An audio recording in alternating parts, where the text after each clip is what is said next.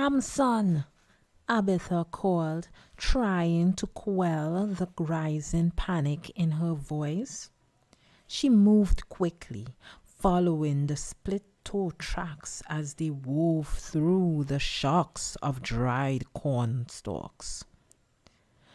She knew the goat couldn't have gone far, as she'd seen the beast not an hour before. She reached the edge of the field and stopped, scanning the dense Connecticut woods. The trees, even at the dead end of winter, and with all their leaves shed upon the cold earth, swallowed the light, making it difficult to see more than 100 paces forward. "Samson!" she called again. "Sam!" The chill air made mist of her words. She noted the heavy clouds above, could see dusk would be upon her soon. If she didn't find Samson by dark, then the wolves or one of the wild men surely would. Yet she hesitated, knowing how easy it was for a soul to enter the wood and never come out. She looked back to the cabin, debated fetching the musket. Deciding there was no time, she sucked in a deep breath, hefted the hem of her gray woolen skirt, and forced herself into that murky maze of trees. She followed the tracks around a knot of blackberry vines and down an embankment, doing her best not to slip in the half-thawed mud and leaves. The branches and brambles tugged at her coat and long skirt. A limb caught her bonnet, pulling it from her head, unbinding her long auburn hair. She reached for the bonnet, and her foot slipped out from beneath her, sending her sliding down the slope and into a boggy ravine. "Hell and hell!" Abatha cried, then glanced furtively about. There was no one out here, but being careful had become habit, as she well knew the price should one of the sect hear her curse so. She grabbed a branch and made to stand, but this branch snapped, sending her over onto her hands and knees, the muck sucking the boots from her feet. "Son of a whore!" she cried, this time not caring who heard. Abatha spat out a speck of mud and began digging for her boots, found them, and tugged them from the bog. She tried shaking out the mud. When that didn't work, she began raking out the muck, the hard leather biting into her half-frozen fingers. When the pain became too much, she stopped, clutching her numb hands to her chest, trying to regain some warmth. "Samson!" she called, searching the soggy bog, scanning the endless wilderness, wondering how a girl from London ever ended up in such a brutal, unforgiving land. She felt the sting of tears and wiped at the corners of her eyes with the backs of her wrists, smearing mud across her cheeks. "Stop with the tears. You're not a child anymore," She let that sink in for a moment. Nay, be 20 come spring, a woman now, and a married one at that. Her brow tightened as she tried to count the months, realizing she'd been married nearly 2 years.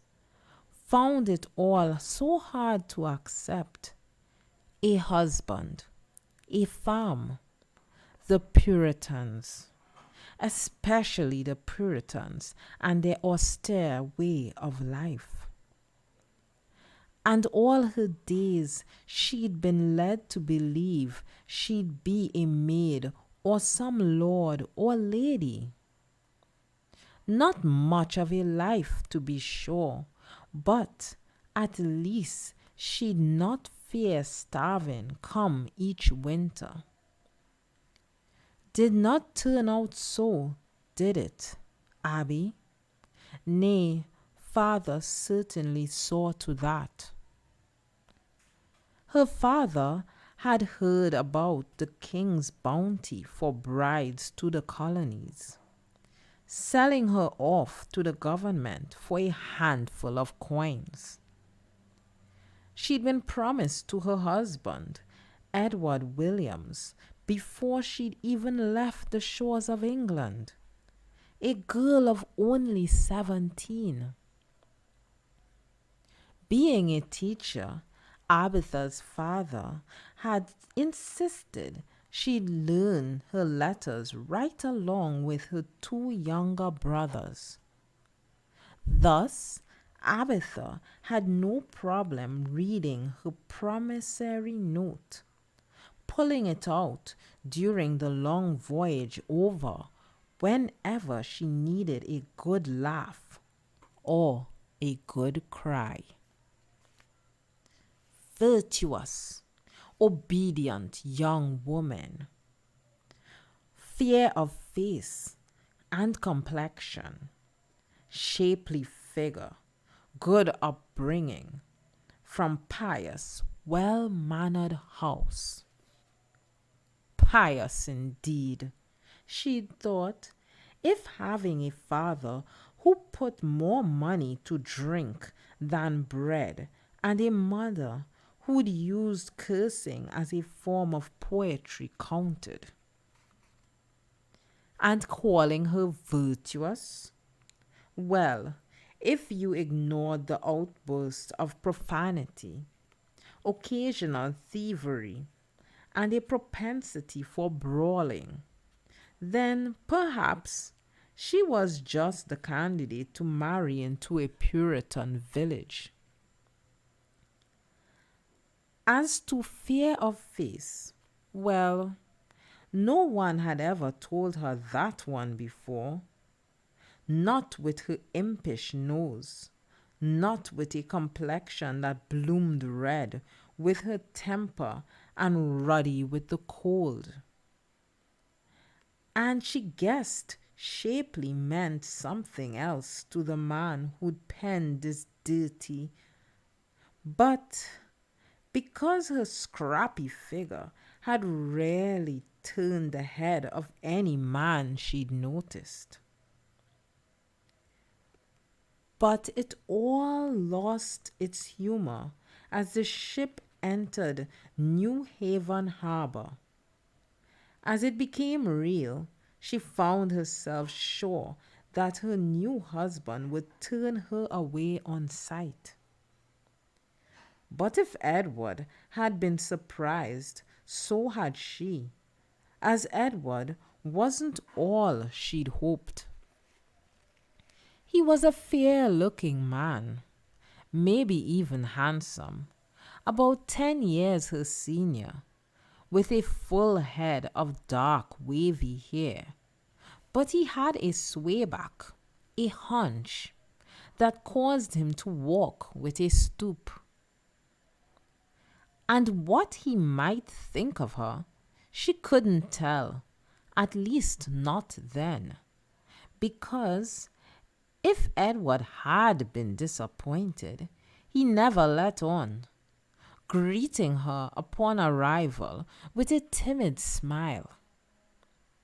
Then, after an awkward handshake and a brief businesslike introduction, he plucked up her only bag and led her to his mule-drawn wagon, taking her away to her new life.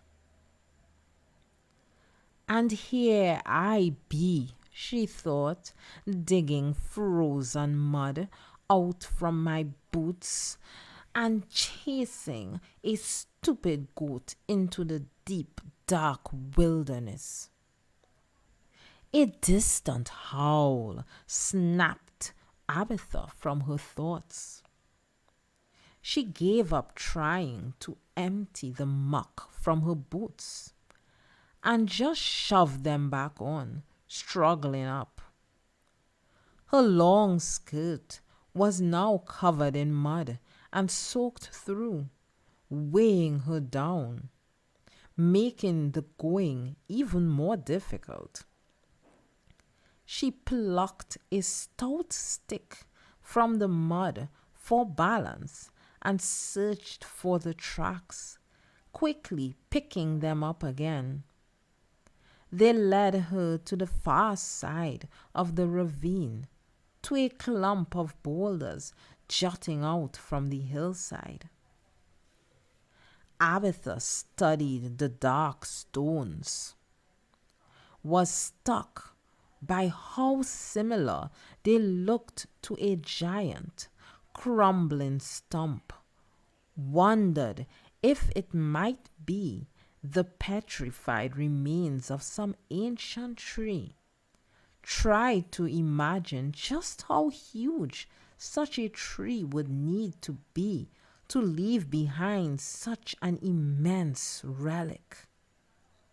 She noticed something else, some smaller boulders, upright and evenly spaced in a broad circle around the stump. She counted 12 of them. There was something peculiar about the way they were set, as though placed there by some bygone giant. The hoofprints disappeared into a hollow at the base of the petrified stump. Abatha could see it was the entrance to a den or small cave and approached cautiously, scanning for signs of bears or wolves. But the only disturbance to the wet leaves was that of the goat. She stepped closer and, setting a hand on the overhang and peering into the cave, found only darkness and shadow within. Yet still she felt uneasy, as though eyes were on her, and regretted not bringing the musket. "Samson?" No response. Nothing but that unsettling darkness. Damnable beast! Why would you wander into such a hole? And it struck her as odd how the tracks had been so direct, almost a beeline from the barn, as though the goat knew about the cave. "Samson!" she called again. Nothing. "Samson! Get out here, now! Do not make me come in after you." And in a soft whisper, "Please, do not make me go in there." She contemplated going back to the cabin and returning with Edward, but she didn't know when he'd be home. Could be hours. We cannot lose the goat, she fretted, knowing the beast had cost them dearly. Another debt atop all their mountain debts. But it was more than that. It was knowing this was her fault, as she'd been the only one in the goat pen today, discovering the errant goat only when she'd come out to milk the two nannies for supper. But what she most dreaded was seeing Edward's face when she told him what she'd done. Of having to bear his defeat at the loss. No, that she couldn't take. Samson, she pleaded, please.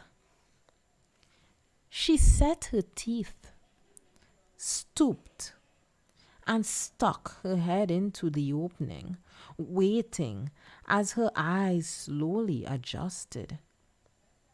The cave was larger than she'd expected, about the size of a wagon, with a low-hanging roof. She probed ahead with her stick, finding the floor, and slid in. Samson, she called, her words echoing off the back of the cave. Her eyes continued to adjust, and she could see another chamber. Nay, she thought, I'm not going there. Naught can make me go back there. A slight rustle came from farther within, followed by a snort like that of a goat. Abatha tensed, readied to flee. Who's there? She called, wielding the stick like a spear. Samson? Pray tell, is that you? She waited, clutching the stick so hard her hands hurt.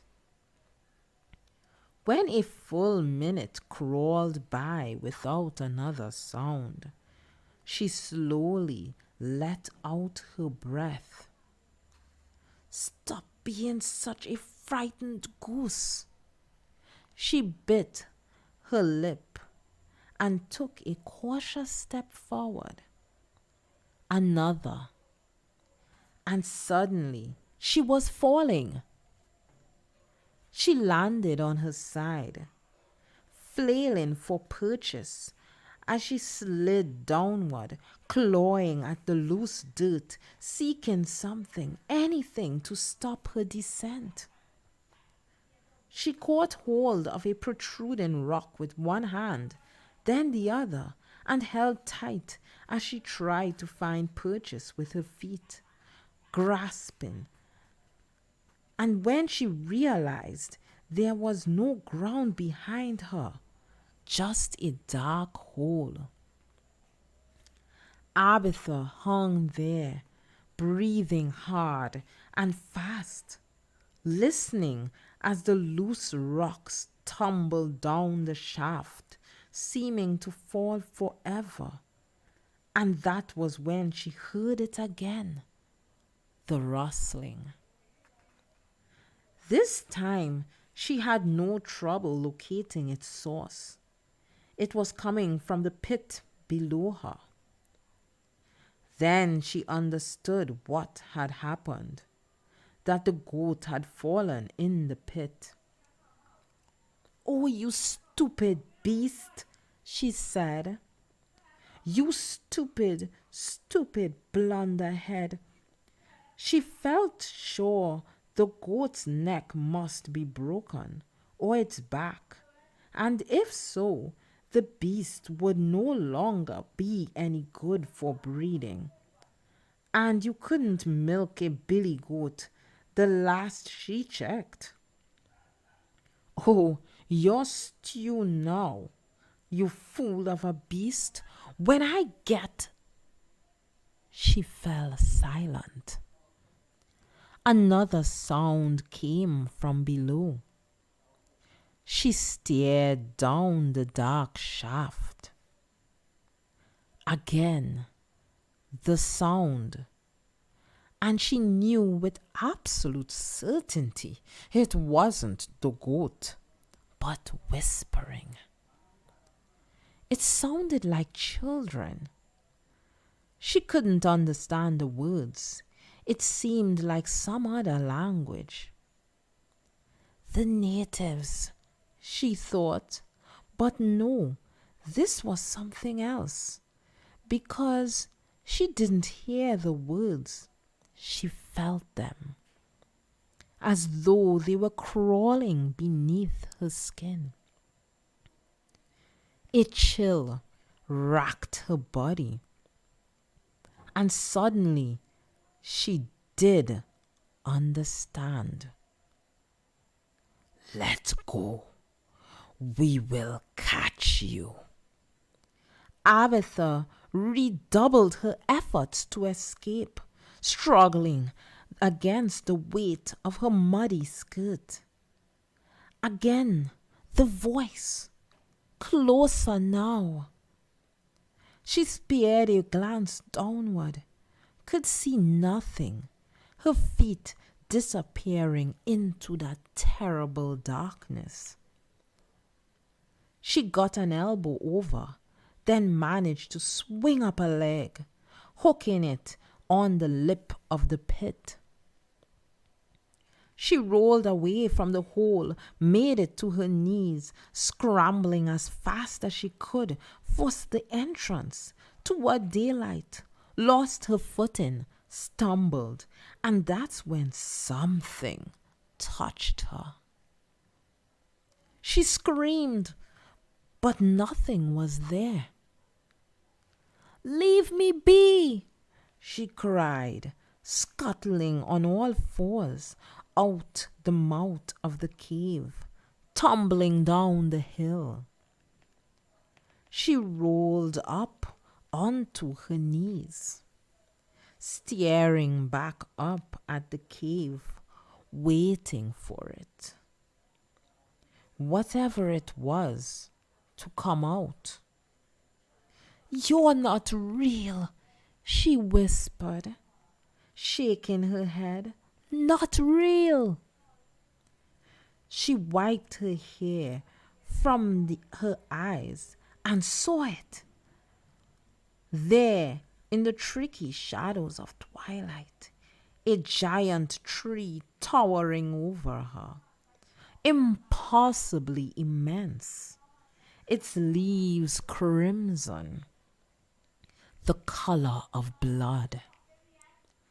She couldn't move, couldn't so much as blink. She heard her name, far away, then closer, louder. Abatha! Abatha spun to see Edward holding a lantern on the far side of the bog, his stooped form silhouetted in the fading light. She glanced back to the tree. It was gone. But in its place, a sapling sprouted from atop the giant stump. That was not there before.